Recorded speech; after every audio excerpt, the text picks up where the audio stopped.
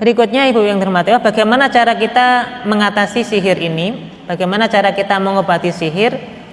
Maka secara umum cara kita untuk terhindar dari penyakit atau dari sihir ini adalah dengan cara membaca Al-Quran, banyak berdoa dan banyak berzikir yang mubah yang Nabi contohkan kepada kita.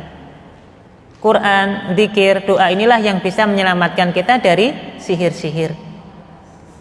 Sebagaimana yang disampaikan dalam satu riwayat hadis riwayat Imam Muslim, an Auf bin Malik al-Asy'a'i qala, dari sahabat Auf bin Malik al-Asy'a'i berkata, kunna narki fil jahiliyah, dahulu pada zaman jahiliyah kami sudah terbiasa meruqyah, kami sudah terbiasa melakukan jampi-jampi.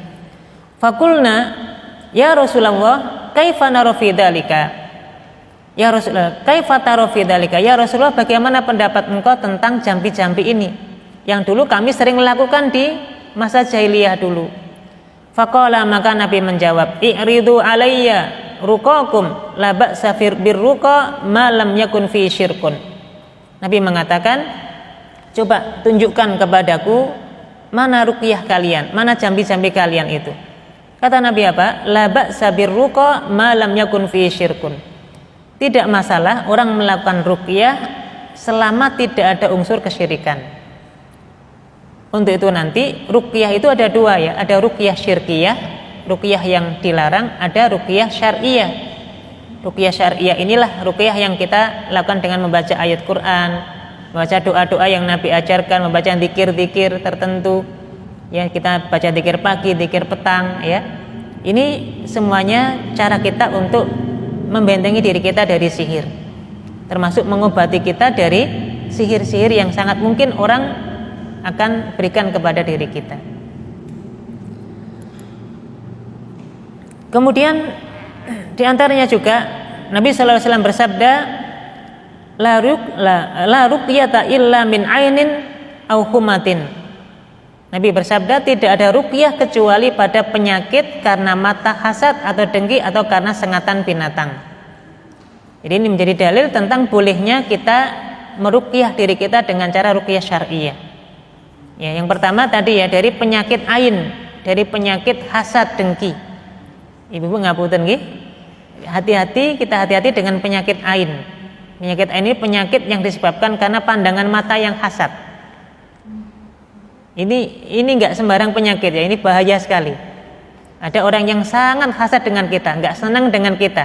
Tatapan matanya itu kepada kita itu bisa menjadi penyebab penyakit dalam diri kita, namanya penyakit ain.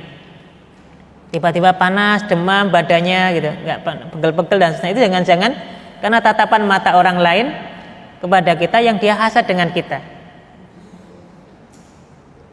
Makanya kalau mandang orang jangan lama-lama ya, jangan-jangan dia punya hasad dengan kita gitu.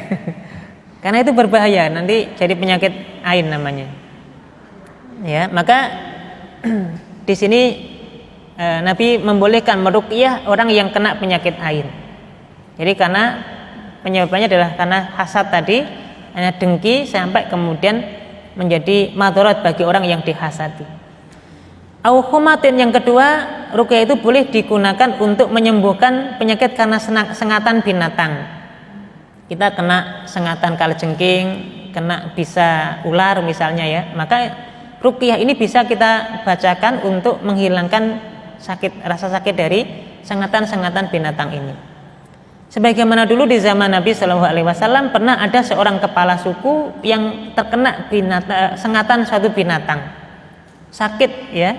Kita kalau kesengat lebah, kesengat kalajengking itu kan sakit ya, ada racunnya di situ. Maka kepala suku ini sudah berusaha untuk mengambil berobat kemana-mana, ternyata nggak sembuh gitu. Tiba-tiba muncullah sekelompok para sahabat ya dalam perjalanan ini, tiba-tiba kemudian diminta, siapa di antara kalian yang bisa mengobati kepala suku kami ini? Maka ada salah satu sahabat yang kemudian berusaha untuk meruqyah si kepala suku ini. Dengan cara apa?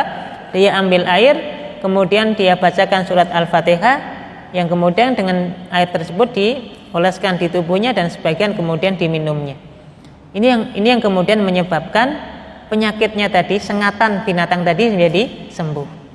akhirnya sahabat ini dihadiahi kambing, dibawa kepada Nabi, ya Rasulullah, tadi kami meruqyah seseorang dan sekarang ada hadiah kambing, bolehkah kami makan kambing ini? Kata Nabi, boleh, silakan. Maka ini menjadi dalil bahwasanya ruqyah itu juga bisa digunakan untuk mengobati sakit akibat sengatan satu binatang, ya. Kemudian berikutnya adalah apakah dibolehkan ibu-ibu mengobati sihir dengan sihir?